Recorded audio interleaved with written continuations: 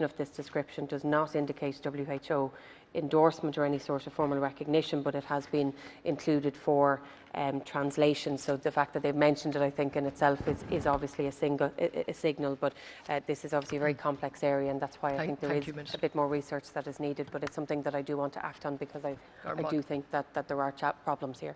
Thank you, Minister. Deputy Smyth. Thank you very much, Minister, and I hope that review, those negotiations and those stakeholders that you have around the table in working on this piece of work will be very important, will bear positive fruits for the parents who find themselves in those acrimonious breakups. And of course I'm delighted to hear that the children will be first and centre in all of those mediations and discussions, and as you quite rightly said, early intervention would be key in all of this, in preventing that children being isolated, or in terms of that wrongful influencing of one parent against the other. So I welcome your response here today. I would encourage you to move that process, move that engagement, move that roundtable conversation with those stakeholders forward as quickly as possible, and ensuring that our family court services have indeed got the expertise around the table for those situations, and that the right supports are in place. And as I said earlier, Minister, I think the parents who are at the receiving end of that are undergoing untold mental health issues and problems, and the supports need to be put in place, and that needs to be looked at also as part of all of this. Thank you, Deputy Minister, to conclude on this question. I think that's probably something that has struck me most in the last number of meetings that I've had, specifically on the development and the modernisation of the family law system. So it's not just about new courts, I suppose specific judges, new systems. It's about making sure that you have the ancillary supports provided as well, so that you have not just a physical environment that is conducive to actually helping families get through what is a very difficult situation, but that you have all of the supports around them as well. And as you say, it's not just about going through the court system. It's about what can be a very traumatic time, and making sure that that support is there. But again, in terms of parental alienation, I suppose we have to look at all avenues. I know other countries have looked at the possibility of legislating in this area. The UK have looked at it twice, and both times they have decided against. I think Brazil is one of the only countries where they do have legislation where it is a criminal offence, where there is parental alienation. So I think we need to look at this carefully, and that's what part of the research and the review will do, is look at what other jurisdictions have done, what resources have we now, what people do we have, where are they working, and how can we maybe make sure that those supports are there, not just the physical built environment and the structure of the court system itself. Thank you. Thank you. And question 10. Question 11, in the name of Deputy Jennifer Murnan O'Connor. Thank you, Cathaoirleach, and thank you, Minister. Minister, Christmas is fast approaching, and it will be Christmas unlike any other. I rise today to ask you, Minister, what plans have you to combat rising levels of domestic violence in Carlow, and if you will be increasing supports for those seeking help in domestic violence situation? But also, Minister, as you know, over Christmas, what emergency plans have you in place to keep services open? And I think this is so important, that we have services opened for people in the domestic violence situation. Thank you. Thank you, Deputy Minister.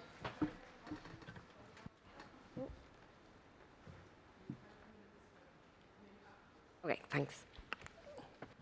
Thank you, Deputy.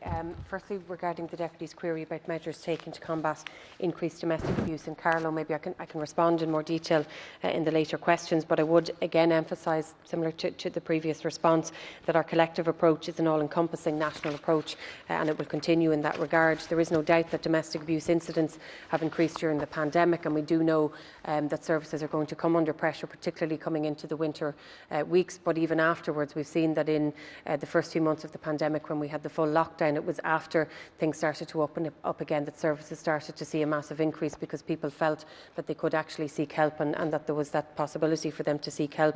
So we know that that pressure is going to come on, and that is why we've tried to make sure that additional funding was provided this year, but also in the budget for next year, additional funding has been provided to support those community and voluntary organisations, but also to continue working with An Garda Síochána and with the various different state agencies.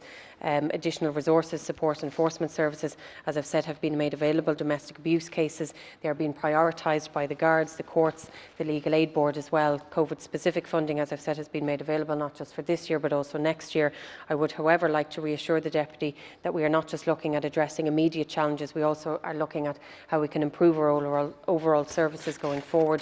Minister O'Gorman and I are very anxious to have input, the input of partners working with us, as I mentioned in the previous answer, talking to the various different community and voluntary organisations, but also all of the different departments, because as we know, this is not just an issue for the Department of Justice or indeed the Department of Children, but social protection, housing.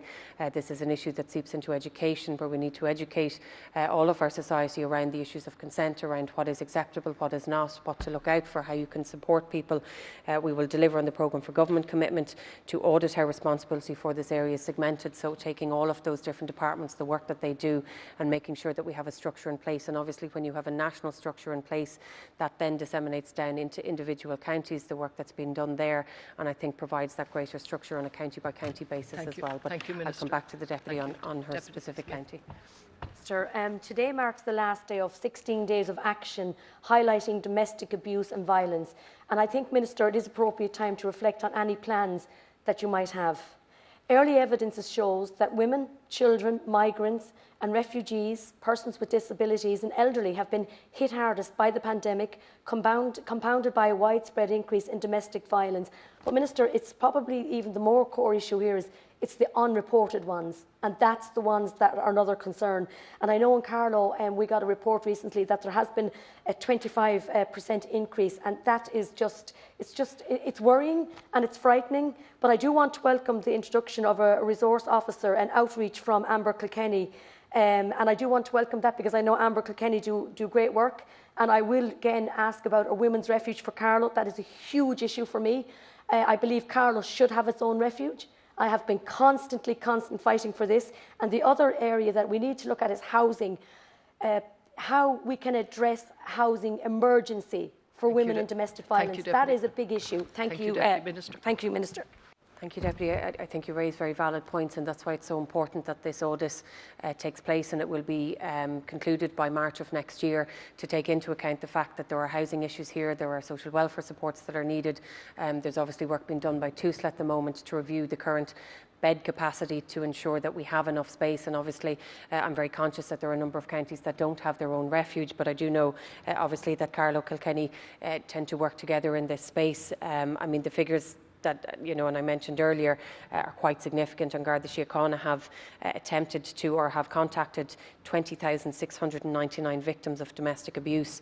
And I think really what that does is highlight just how many people out there are in these very difficult and challenging situations. The number of cases have, as you have rightly said, have increased, but the number of people coming forward for the first time have increased. The types of violence that we're seeing, particularly against women, but also against men, they have increased as well. So I'm very conscious that this is a massive problem. It's not just one that has arisen because of COVID-19. It has always been there, but COVID-19 has just shone a light on this, and so that's why I have prioritised this as Minister for Justice. Maybe just to outline, and if I could sincerely thank, because I know there was a huge amount of work done in partnership with BEAT 102, 103 on awareness raising, because we know that when you raise awareness, people do come forward, and in particular, Mary Rafferty was nominated for a particular award for the work that she had done as well, and I want to thank her for that. Thank you. Deputy Smyth.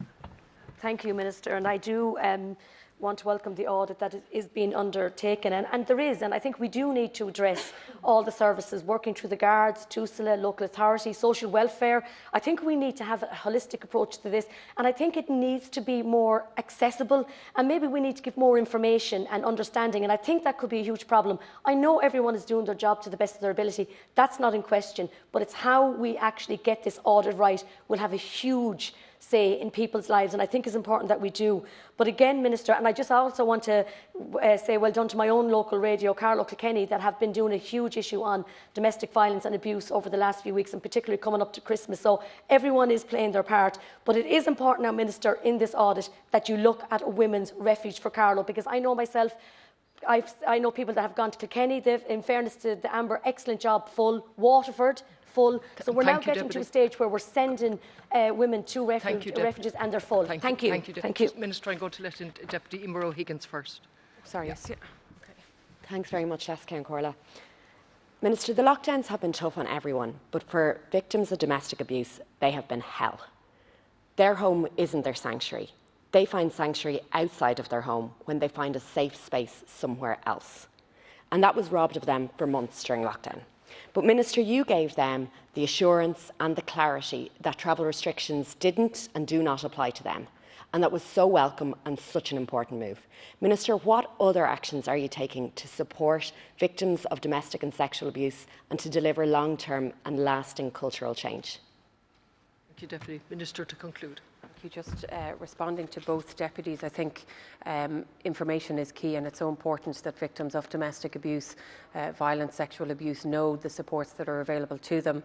And a key recommendation as part of the O'Malley report and then feeding into the victim's journey is that there would be greater information and access to information in various different forms and different types of medium. And in the implementation meeting yesterday, where I met with everybody from Department of Education, Health, Children and Garda Síochána, my own department, there's a huge body of work underway at the moment to provide that information through an online platform and an updated website, but also that it would be available where people are and where they go to, and whether it's in the Garda station, whether it's the library, whether it's any kind of a public space, so that they know the information, where that information they can get it, and obviously that they know the services are available. But obviously what we need to ensure is that those services are there for them, and so that's why we're continuing to invest not just in the community and voluntary sector, but we're continuing to invest through TUSLA and making sure that at a national level we have the services that people need, particularly when they take the very brave step of actually seeking that help in the first instance.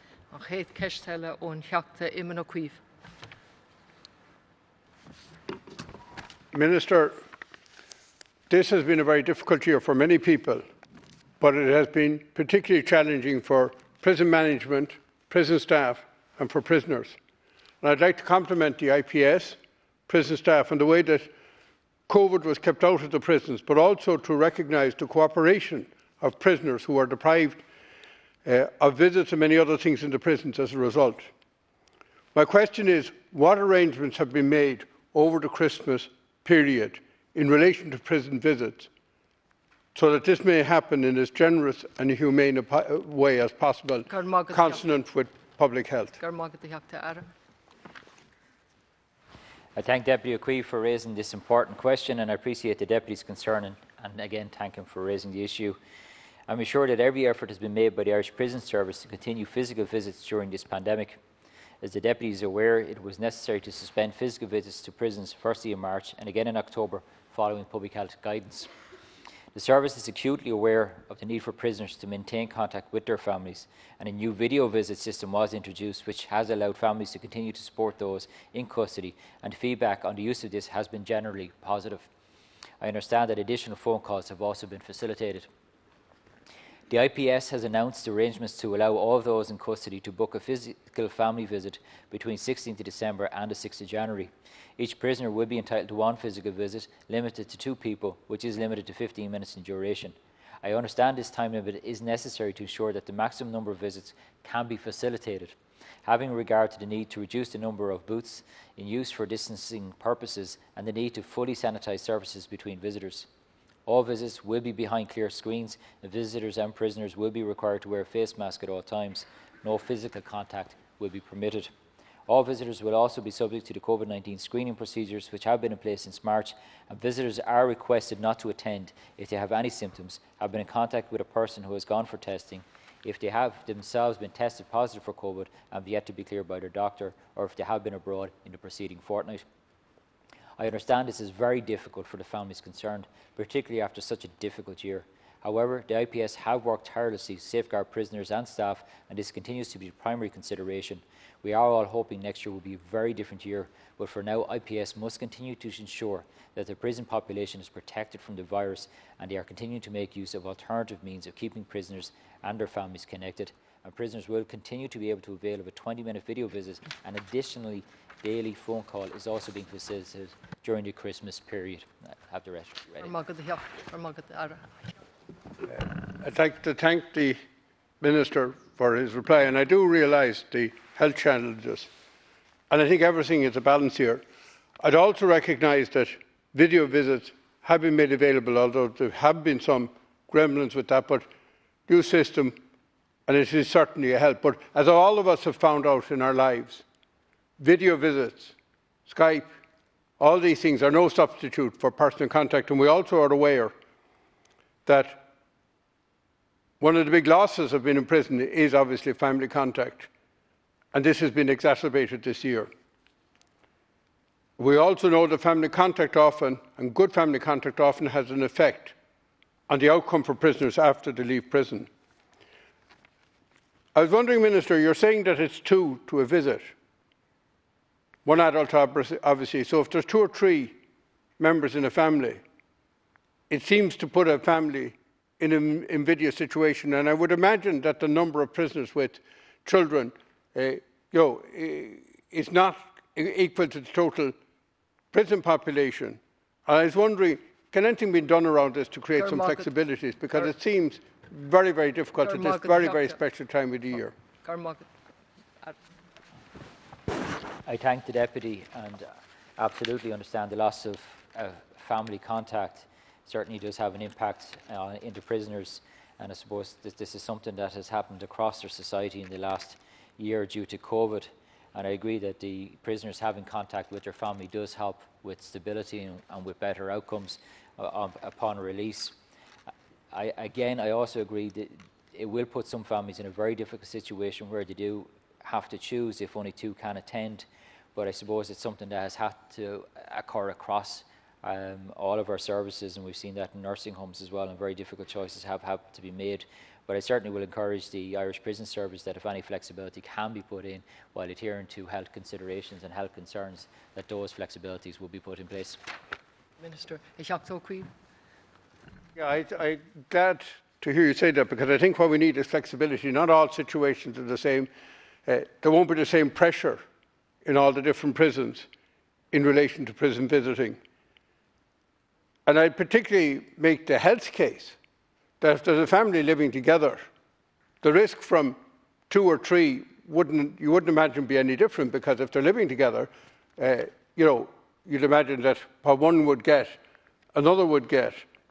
And I think that the humane thing would be to make arrangements for the children to be able to visit during the Christmas period in both the male and female prisons.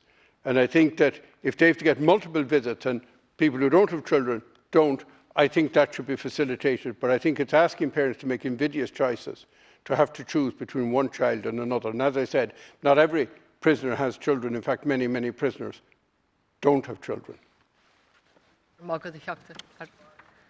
Again, thank the Deputy, and as I say, if any flexibility can be put in place, I'll certainly be encouraging the IPS to do so. Of course, they will have to adhere to both the practical difficulties and also the difficulties around COVID and health advice, and they will have to be followed. But obviously it will give a very, very difficult situation for those families concerned, especially where there's young children involved, and it is difficult to be separated from your family at any time, but certainly at Christmas it will be even more difficult for those families and for those prisoners as well. I understand that the IPS will also be facilitating temporary release for a small cohort of prisoners, as is the normal practice, and applications are currently being considered in that respect. And I know also in terms of the mental health of prisoners that Minister McEntee is working very hard to try and improve the mental health supports for prisoners, and not only in the short term but in the long term as well. Thank you. Griffin. I got a last Carla agus Tom Fairbuicas Socton Shans Conan Avran Talk Shah Flay and Shah Nov. Minister McEntee, can I ask you for the up-to-date position in relation to the campaign to posthumously pardon John Twiss, who was executed in 1895 for a crime that most independent observers now concede he could not possibly have committed? Thank you. Thank you, Deputy. I think, as the Deputy will be aware, representatives of the Michael O'Donoghue Memorial Project have indeed gathered a considerable amount of material relating to this particular case, including, I believe, a transcript of the trial from the mid-1880s. They have met with officials in my department and they have provided that material in support of an application for a presidential pardon under Article 13.6 of Bunreacht na Eireann. Following considerations by officials, and I understand the opinion was formed that the conviction might be considered unsafe, the then Minister agreed that this case potentially demonstrated in all of the circumstances a miscarriage of justice. On foot of this, my department engaged an expert on the 19th century trial law in Ireland, further expert opinion on the safety or otherwise of the conviction, who I understand they have largely completed their work, save for except some issues which involve accessing the National Archives. And once they are open again, they will obviously be able to continue and to complete that work. When that work is then completed, the next step is that the report will be submitted to me.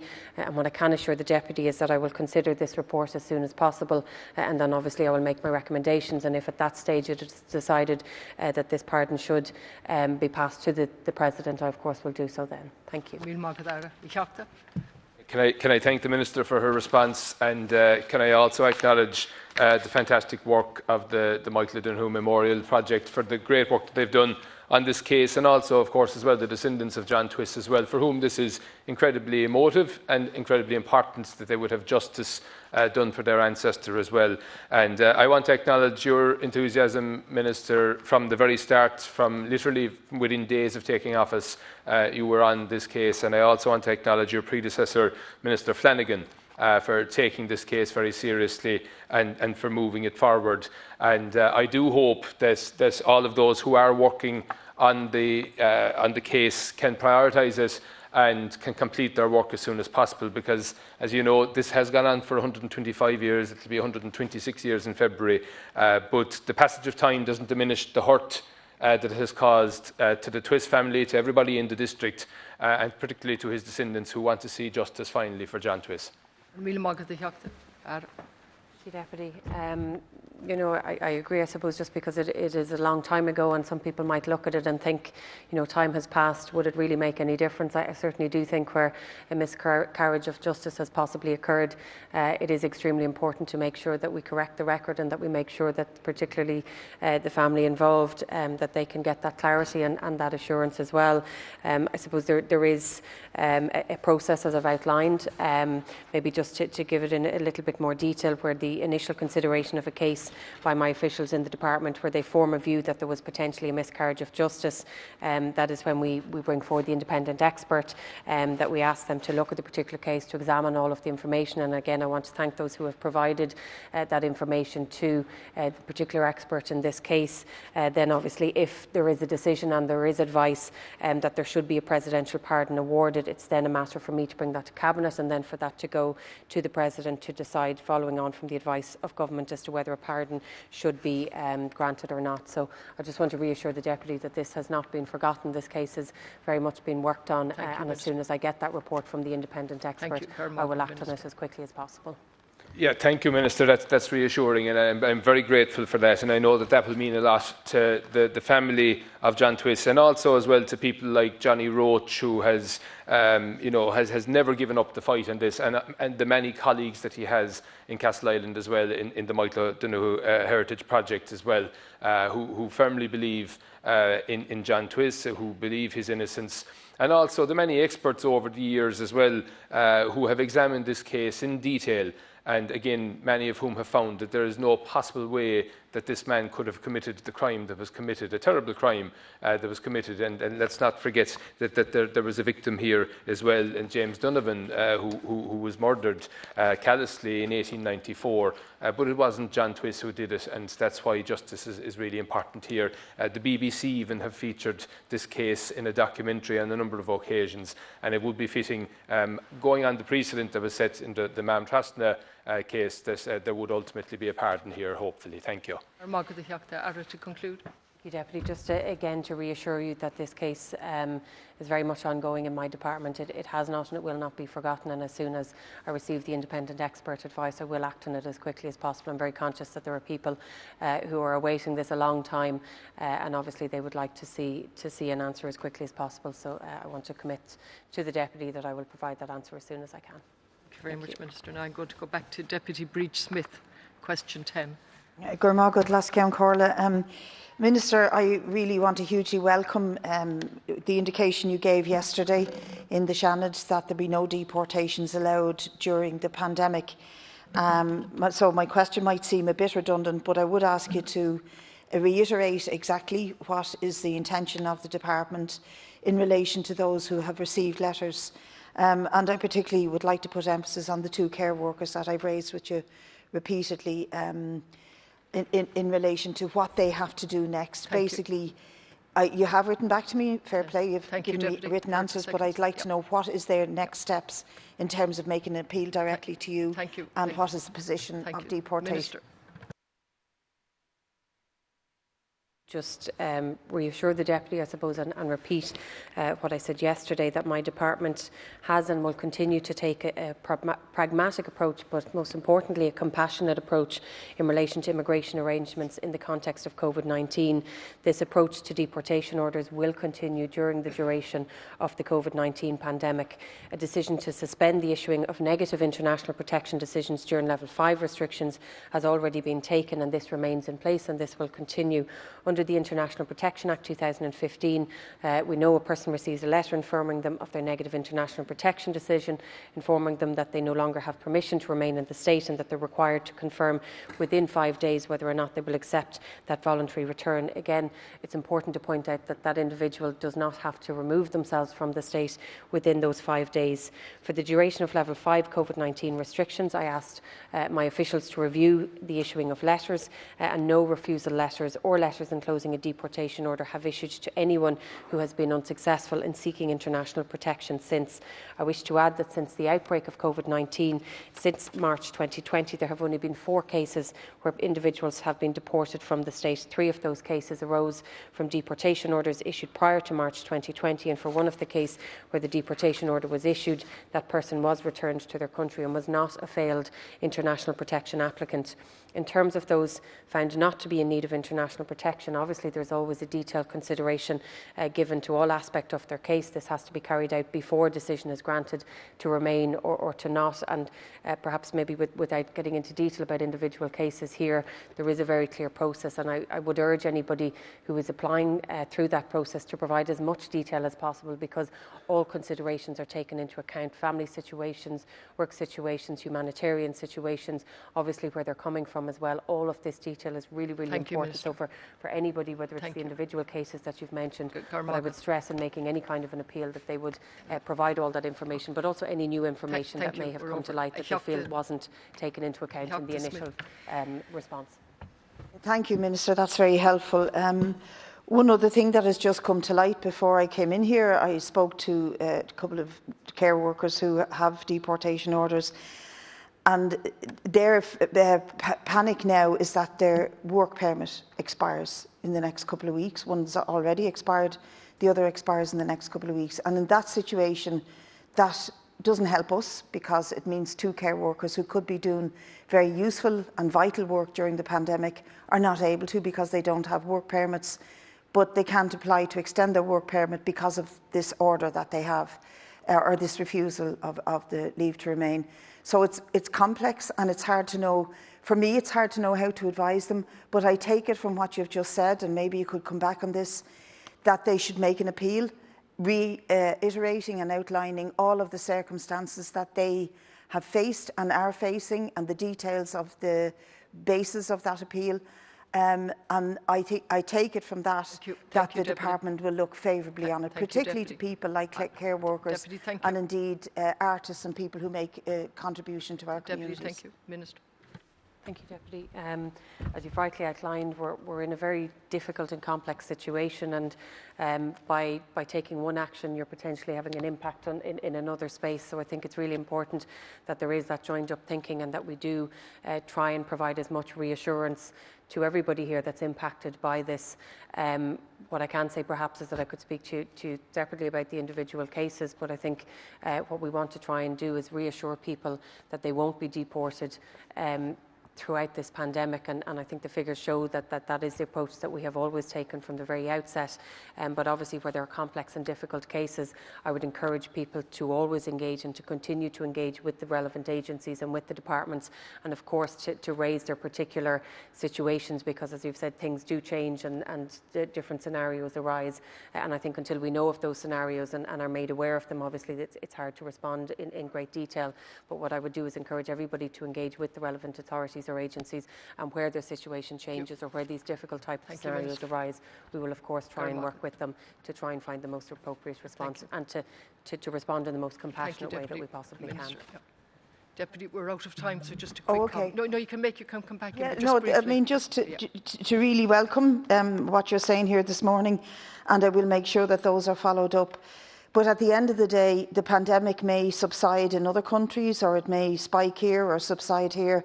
And if that's the conditions under which they're allowed to remain, the orders are still like a sword of Damocles hanging over them, and that is a real tragedy and a pity. They're human beings that have a huge contribution to make to our society. And in the end of the day, I think that needs to be resolved outside of the question of the COVID-19 crisis, because we don't want to lose valuable workers, valuable people from our society and push them back into some place that they don't feel safe. And that's a wider philosophical and long-term question, but I think it is important that we take that into account, because if we're just relying on the conditions of the COVID-19 crisis for them to be allowed to remain, then for them it is still a huge stressful factor in their lives. Albeit very welcome that you're saying that very emphatically here this morning and yesterday. Deputy, thank you. We still have a problem for them in the long term. Just a Minister to conclude, sorry, Minister to conclude. Again, to respond, I mean, I do think we have a robust system in place. At the same time, it's a system, and I think like any others, that can always improve, and I think that's part of a wider discussion and engagement perhaps that we need to have after this. But again, just to reassure and to, I suppose, reiterate my comments yesterday, we will continue to take the same pragmatic and compassionate approach that we've taken throughout all of this pandemic, and just to reassure those. And if I could again stress something that I mentioned yesterday, we are obviously rolling out a new vaccine programme, and I wanted to absolutely say on the record that nobody who brings himself forward or provides any information, that information won't be passed on to any other type of immigration services or otherwise. It's really important that people come forward and that they get this vaccine, and it includes those who are going through the international protection system as well. Thank you. Thank you for your cooperation. Thank you. Unfortunately, that we have to stop the questions at this point and move on to questions to the Minister for Health is here. Yeah. You're okay, Minister for Health, you ready? Yeah, thank you. So the first priority question is in the name of Deputy Cullinan. Deputy Cullinan, 30 seconds. Minister, I'm sure you're aware at this stage that there is a very strong campaign by student nurses and midwives for fair pay for the work that they do. I've heard you say that you are committed to resolving this issue, but student nurses and midwives need more than words at this point. They need action. I've heard you say that you are committed to a review.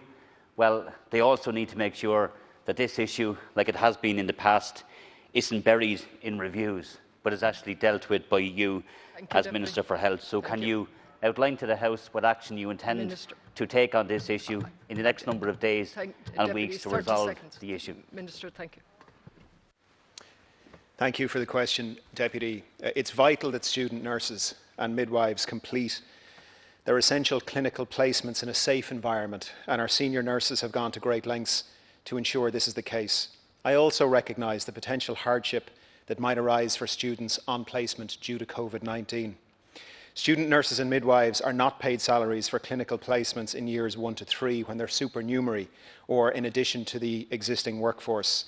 This is the same right across Europe in countries that have degree programmes for nursing and midwifery. Student nurses and midwives do receive allowances, an accommodation allowance of up to €50.79 per week and a refund of travel expenses. They're the only clinical students that receive the allowance. Students are paid salaries of €21,000 to €22,000 in year 4 of their studies. Last week I wrote to the nursing unions and advised of the support made available in 2020 for student nurses and midwives. These include access to pandemic unemployment payment for the student nurses and midwives who've lost part-time employment due to COVID-19. This now includes nurses and students who had to give up their part-time jobs in the likes of nursing homes while on placement in order to limit the potential for cross-contamination of COVID-19. As the jobs still existed, they could not previously access PUP, but they now can. It's a specific exemption for student nurses and midwives, which I have secured a government approval for and which is not available to anyone else in the country. I've asked for a short independent examination of the current travel and accommodation allowance in the context of COVID-19. I believe a longer-term review of the allowances and the fourth-year student salary is necessary, and have committed to that. My department is engaging with the representative organisations on this matter, and if the organisations give their agreement for the review, my intention, Deputy, is that any recommended increase in allowance related to COVID would be in place in January, as requested by the representative bodies. Thank you. Deputy Cullinan, 1 minute. I spoke to the INMO yesterday. They are very concerned that what you're looking at, Minister, is a short-term response. And yes, if something can be done in the context of COVID, that would be some help. But you can also resolve the issue in the medium to long term immediately as well. And when they hear about further reviews, they will hear the can firmly being kicked down the road.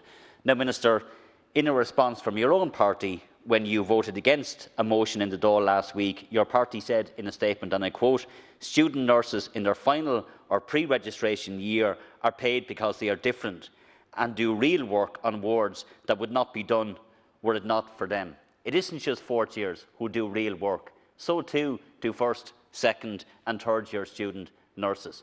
I received hundreds of emails from those very same people, Minister. I can't, of course, in the short time I have, read them out. I hopefully in the next round will read one out. But you have to understand that this isn't just an emotive issue. This is an issue of justice. This is an issue that you can resolve and you should resolve. And rather than just commit to reviews, please deal with this issue for these workers because they deserve it, and I think you know that. Deputy, every TD deserves the time, so 1 minute, please. Thank you, Deputy. With regard to the short-term review, we're conducting a short-term review because that's what the representative bodies asked for, and we're finalising that. We are looking at a longer-term review on the student placements generally, but the representative bodies asked for very quick action. They asked that any COVID related allowances, if there is to be an increase, would be in place by January. That's what they've asked for, and therefore that's what they're doing. With regard, Deputy, to a payment of a wage, I'm just going to read you out some of the quotes from the educators who are very, very concerned about what looks like a push to turn a very successful graduate degree profession into an apprenticeship model, which is the case in Germany and in some other places around the world. Here's what some of them have said. If they're paid and treated as workers, they will not get exposed to the learning they need. They will be doing lower skill tasks. This is not a degree education. It is important people understand that placement of student nurses is the same as placement for any other clinical student or healthcare student. What is being suggested by Let's Pay Our Student Nurses will set our profession back 50 years. There's very serious allegations with regard to what's happening on the placements that have been made, Deputy. I can assure you in the House that I am taking them deadly seriously and have instigated a full review and, in fact, I'm meeting the Directors of Nursing this evening on that issue. Thank you, Minister. Deputy, 1 minute. I think the Minister's response is disingenuous, and it was a similar response that we got from the Taoiseach in recent days.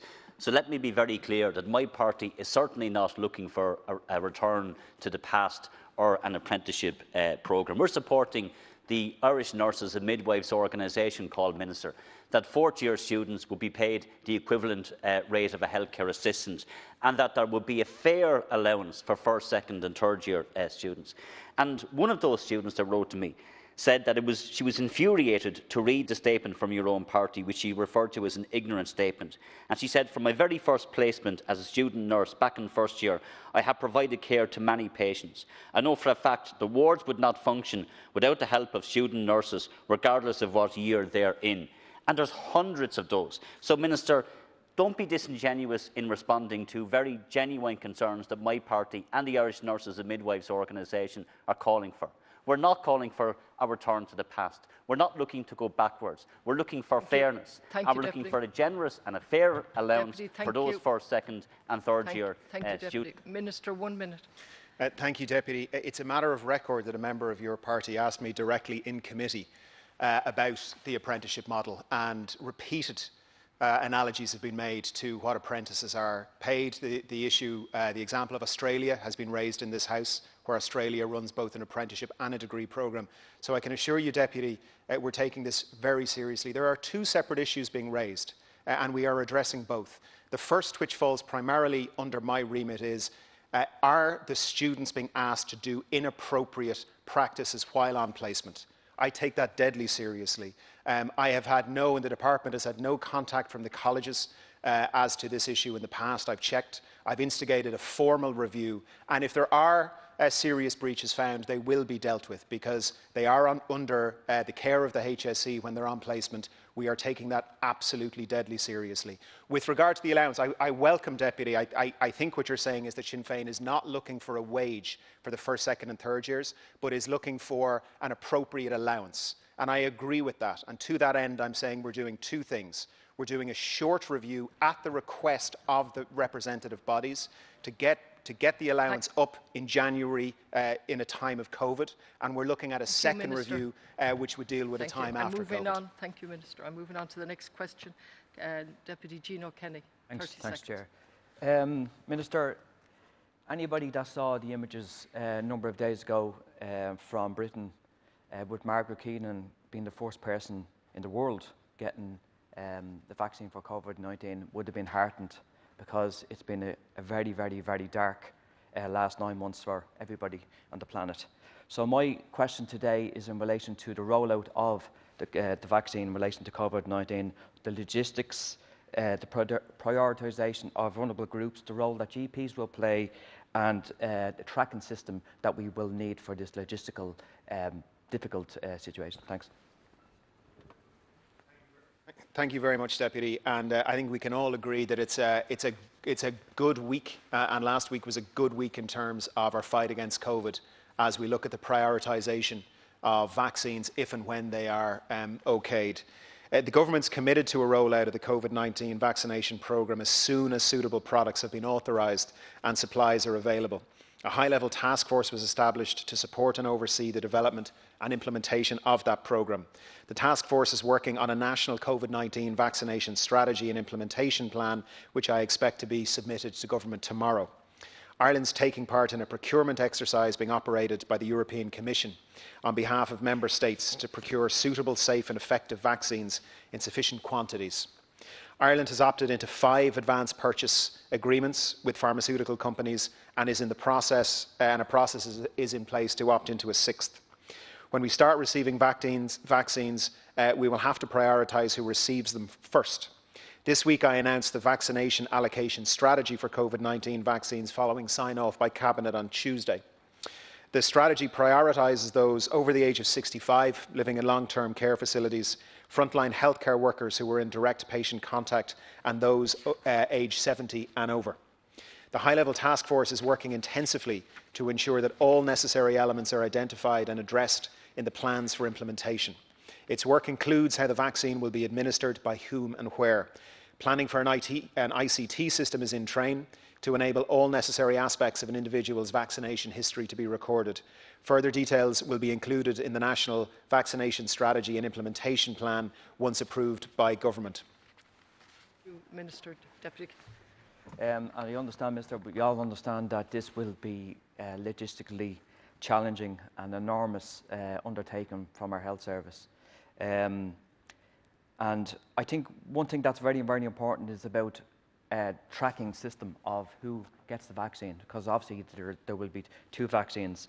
We spoke to a public health doctor recently, and she said that they will find it extremely challenging in relation to the resources that they have at the moment. They have less than 1/3 of the resources and staffing that they need to roll out the vaccine. So there is enormous challenges in relation to the rollout. There's also another challenge in relation to fears that people may have, and some people in society will stoke that fear up. So as the Minister for Health and the government, you need to allay them fears in relation to vaccine safety and the vaccine rollout. So that's very, very important, Minister, because what we don't want is certain elements stoking up fear in relation to the vaccine. Thanks, Deputy. Minister Donnelly. Thank you, Deputy. And I agree wholeheartedly with you. There's been a lot of work ongoing by the Department of Health and across government on a communications plan. We have a very strong record of vaccinations here in Ireland, and we will be rolling out a comprehensive plan. And really, Deputy, it's about listening to people's concerns. It's about taking their concerns seriously. It's about providing the experts, the medical experts, the scientific experts to be able to engage with people and address their concerns. And Ireland has a very good track record here. You'll remember the rollout of the HPV vaccine, a vaccine that's going to save many, many lives. Ireland had an uptake of 80% of that vaccine. The anti-vaccine movement rolled into town in many parts of Europe.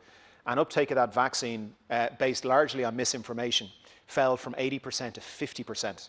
I'm delighted to say that thanks to a huge amount of effort across Ireland and some very notable advocacy, that uptake of the HPV vaccine went back from 50% right back up to 80%, which is going to save an awful lot of lives. Thanks, Minister. Deputy. Minister, just in relation to, I know I keep going back to the logistics of this, what provision has been put in place or will be put in place? Obviously, there is vehicles in relation to the rollout, GP surgeries, primary care centres and so forth. But I know in Britain, they have made provision for hubs, how would you call them, kind of portable hubs, where people can actually roll up and get the vaccine. So is there any kind of initiatives that could be in place in relation to outside GP hours? Because what you don't want is GP services being overrun, which is not good for anybody. But is there any other provision for portable rollout of this vaccine over the next 3 to 6 months? And particularly around vulnerable groups. I know you did state who is vulnerable, but healthcare workers, where do they come into that category? Thanks. Yes, sir. Thank you very much, Deputy, and I agree wholeheartedly. The prioritisation that has been was announced, that was launched earlier this week, and the implementation strategy are what the task force are calling living documents, and that's because how we roll them out and exactly who gets them when depends on a few things. It depends when the European Medicines Agency authorises them. It depends on information which is still to come from the regulatory process in terms of which vaccines are most suitable for different people. And it depends in part on the sequence of the vaccine. So take, for example, Pfizer. The first one the EMA is going to rule on, probably on the 29th of December, is the Pfizer vaccine. That has to be stored at minus 70 degrees Celsius. There are other vaccines which we hope will be authorised, we'll have to wait and see, which are stored at a refrigerated temperature. So for the Pfizer vaccine, GP surgeries and pharmacies, as an example, don't have those type of storage facilities. Therefore, there's a strategy being put in place whereby, there, as you say, Deputy, there would be hubs and then there would be distribution from hubs where there's specialist storage. Some of the other vaccines, which just need to be refrigerated, can be distributed in a different way. So right now, we have no authorisation on any of the vaccines, but the implementation plan, which is being presented tomorrow, is an adaptable plan according to the information we get and the sequencing and the timing of when the various vaccines are authorised. Thanks, Minister. We're moving on now to question number 79. It's a question in the name of Deputy David Conlan. It's been taken by Deputy Mark Ward. You have 30 seconds to introduce. Good Chair. Minister, we heard at the meeting of the Committee of Children, Disability, Equality and Integration that the State is failing children in assessing assessments of needs. We heard from parents, we heard from stakeholders. So, Minister, the question I have is, what is the average time that a child is waiting on assessment of needs, in the context that the legal requirements state that the HSE should commence an assessment within 3 months and complete it within 6 months? And can you give a statement on that matter, please? Mr. Rabbit. All right. Thank you very much, Chair, and thank you very much, Deputy, for raising this question today and giving me the opportunity to be able to answer this. And I also myself have been observing what has been going on at the Children's Oireachtas Committee, where they've had the families, the Children's Ombudsman and various other representatives in. So the length of time to complete an assessment of need under the Disability Act will vary depending on the child's complexity of need. The average length of time from receipt of applications to the completion of an assessment of need report in 2019 for a child is just under 20 months nationally, but this is considerable variation within the various different community health organisations around the country. The Disability Act in 2005 was commenced for children under the age of 5 years of old age in 2007.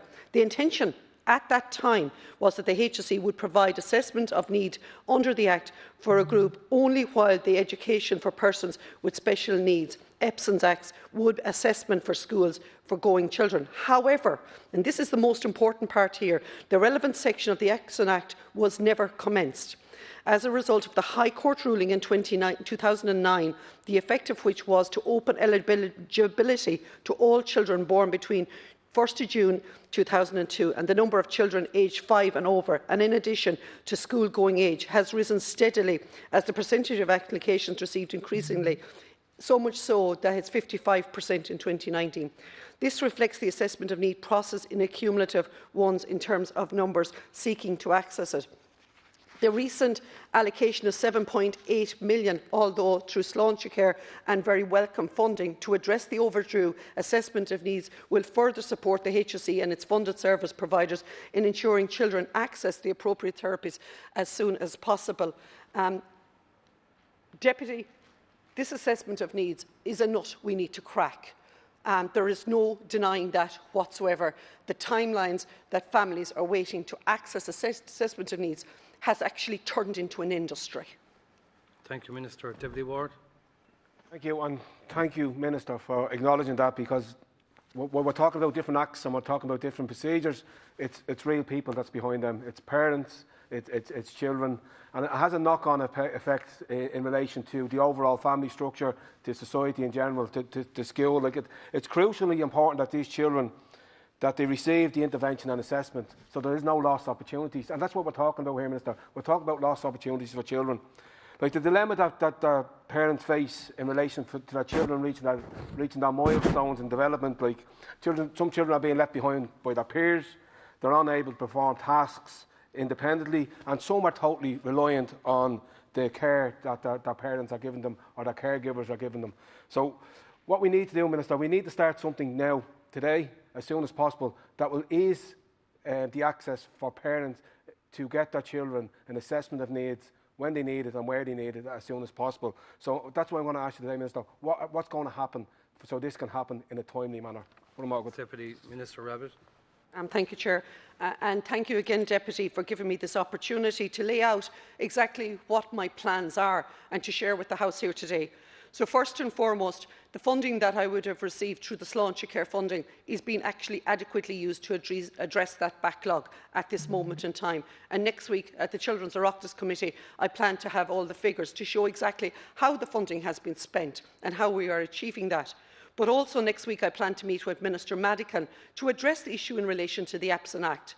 When we originally brought in the assessment of needs tools, it was to actually address early intervention. And when you talk about real families, we should have all our assessments of needs done before a child actually enters into the school setting, where at all appropriately possible.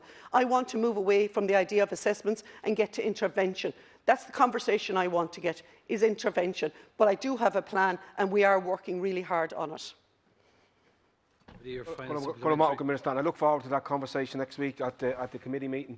Like we heard from the Children's Ombudsman last week, if you're watching it, that he basically said that it's a three-card trick, an old-fashioned three-card trick, that children are being moved from one list to another list and their needs aren't being met. And I'm glad you mentioned intervention, because that's another problem. When children do get the assessments of needs and it is outlined what they need for their development going forward, the actual services, wraparound services that they need, whether it's speech and language, wherever it might be, OT, is not there. So that needs to happen in conjunction with getting the assessments of needs. Minister, I have an issue with this talk, and it was brought up by Enough is Enough at the meeting. I have it here written, the standard operation procedure, which is a top examination where parents fill out these forms and kind of assess their children's needs. Parents have told me themselves they're not therapists. They're terrified that they're going to miss something that's going to delay their child's development. So I'm going to ask you, Minister, do you think this is an appropriate mechanism in getting children assessed and so that developmental needs can be met? Mr. Rabbit. Thank you again, Deputy.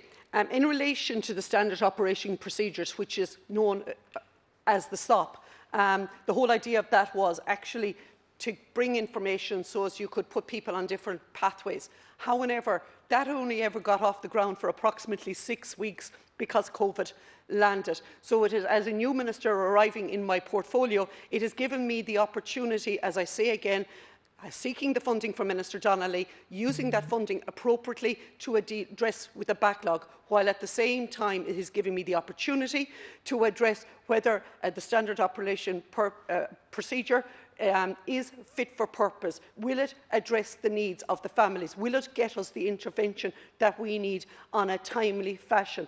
And I would hope that the Children's Oireachtas Committee would bring the other lead clinician, Dr McLennan, before them to give the balance of the conversation. I'm not a clinician. I want to hear from the experts. So I would hope the Children's Oireachtas Committee would also invite in the HSE lead on that.